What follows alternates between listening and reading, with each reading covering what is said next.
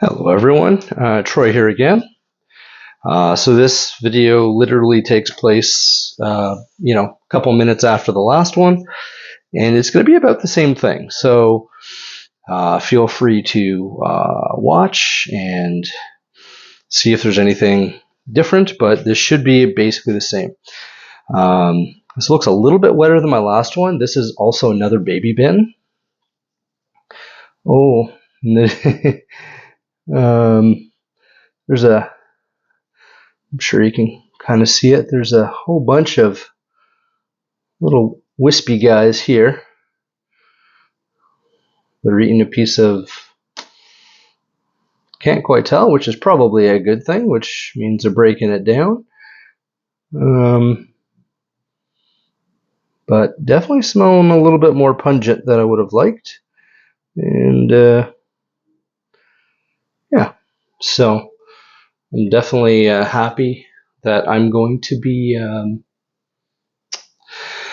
aerating this bin. I'll be putting quite a bit more cardboard than I did previously. Yeah, see in this bin, I had given them some bananas. So I'm definitely going to give this bin less food than the last bin.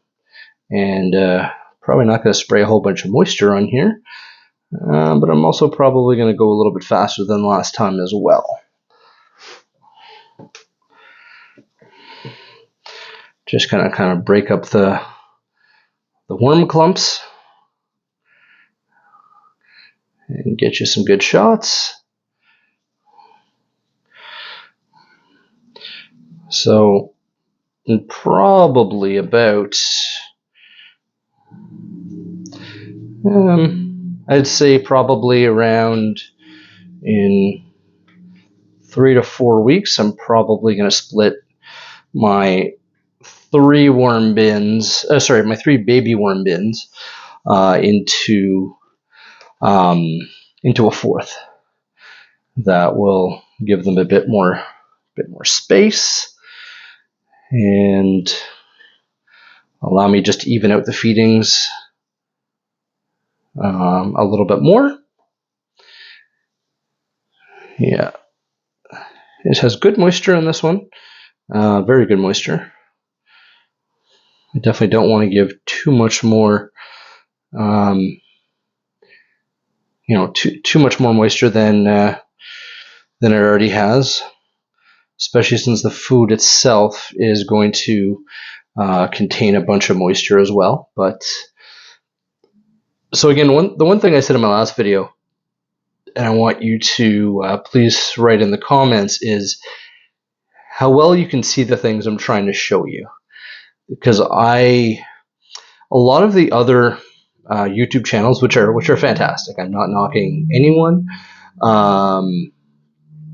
but I find that they're kind of a macro view of things, where, or at least from a photography aspect, where you can't often see all the little nitty gritty stuff that someone who's aspiring to do this can see. So I'm really trying to go for kind of quality and clarity of the video. So if you think that you can't see enough, that's perfect. Or if I need more lighting, or kind of what the deal is, I will just bump all that up. I have other lights and stuff like that. Right now I'm running 1080p. So here's a bunch of cocoons right there.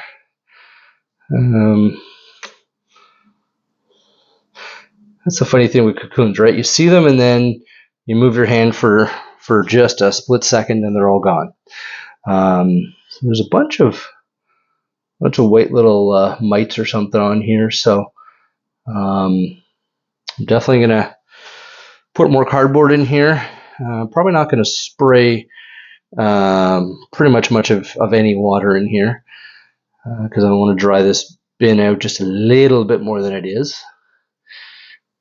So yeah, so I find just a lot of the other YouTubes, which are fantastic, but they don't kind of do this. They don't just show you, at least not on on all their videos, because they're trying to just prove make a point and then kind of move on.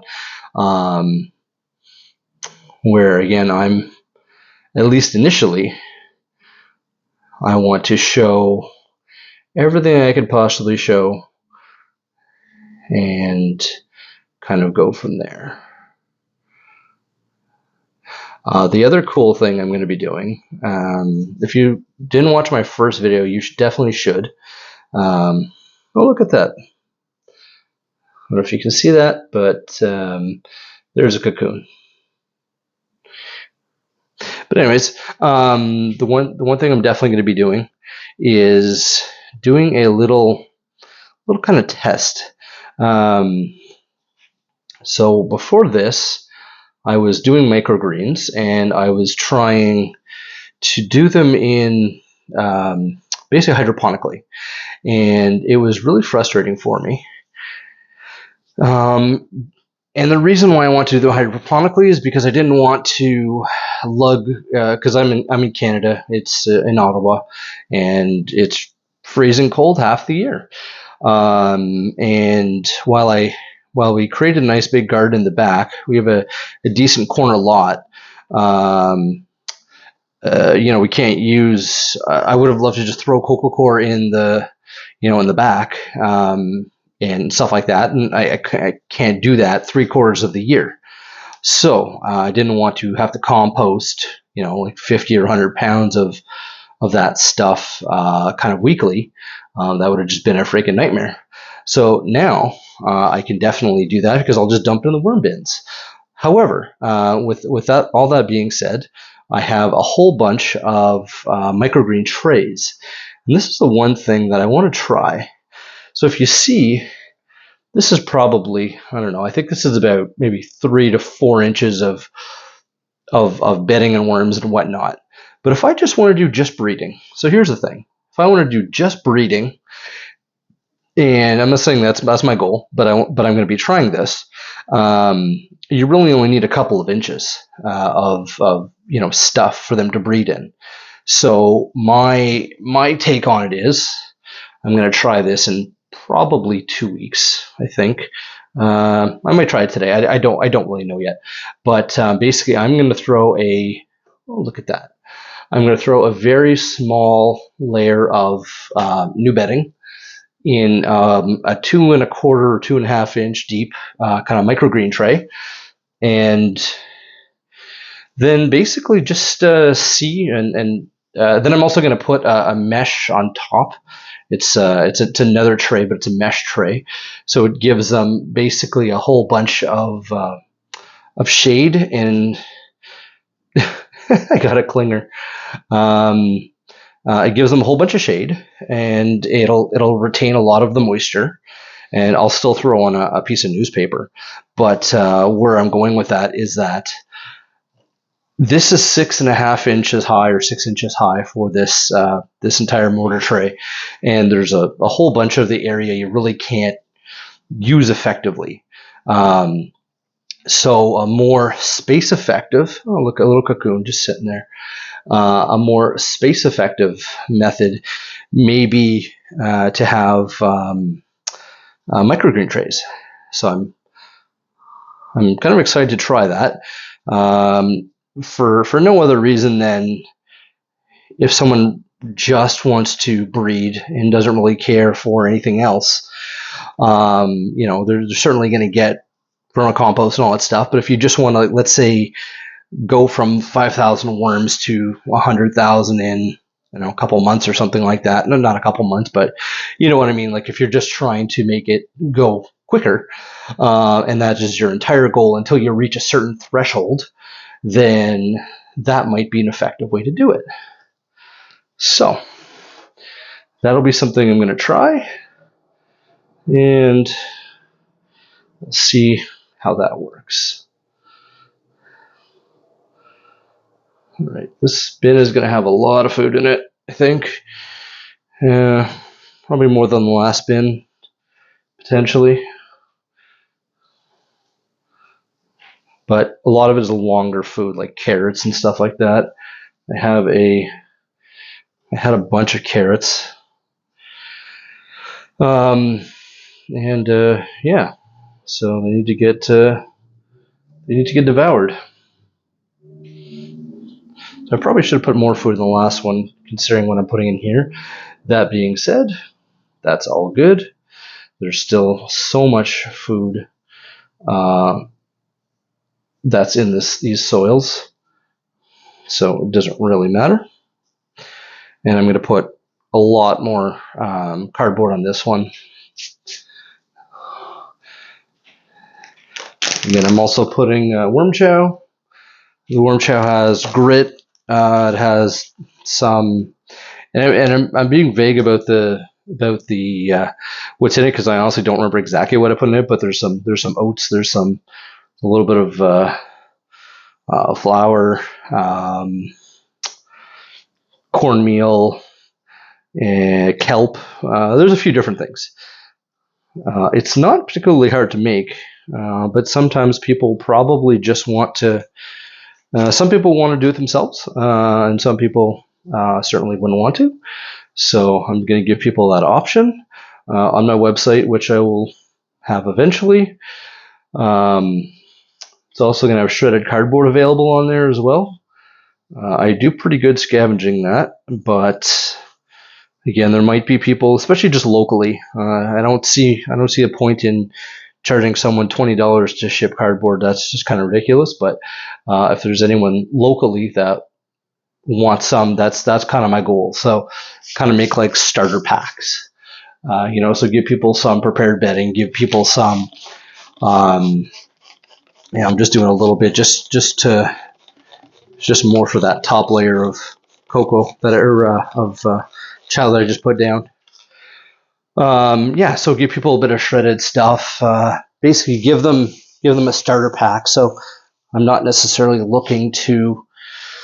Oh man, I just got cardboard everywhere. I'm not looking probably to ship a whole bunch of cardboard all across Canada, because that'd be kind of crazy.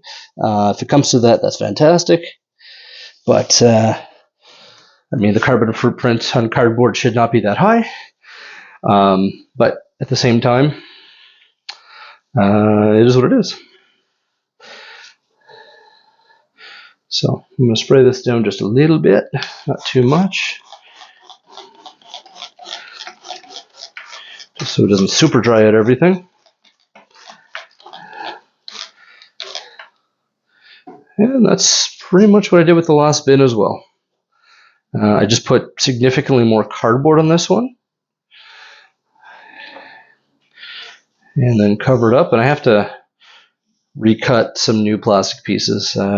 I did this initially, and I would like it to cover a bit more, not to the edges, but I'd love it to cover an extra couple of inches. So I'm going to rectify that at some point. And this is just, I can't remember. It's basically the film that you put over your garden to line it and stuff like that. It's like 6 mil plastic something or other. Anyways, yeah. So that's what this stuff is here. So I have one more baby bin, and I'm not sure if I'm going to do a video or not, but I'll if you see one up there, that's fantastic, and if you don't, you don't. But then I'm definitely going to do videos of me splitting my two mature worm bins, which have, they're supposed to have around 2,500 worms each. At this point, I wouldn't be surprised if there's another 500 babies in there as well.